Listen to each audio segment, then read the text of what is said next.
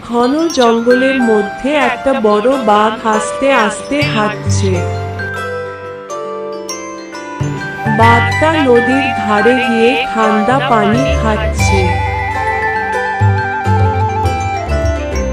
হঠাৎ দূরে একটা হরিণ ঘাস খেতে খেতে দাঁড়িয়ে আছে।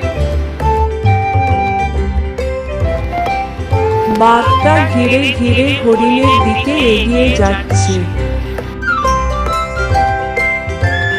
হরিণটা ভয় পেয়ে দৌড়ে পালিয়ে যাচ্ছে। বাঘটা দৌড়াচ্ছে, কিন্তু হরিণকে ধরতে পারছে না।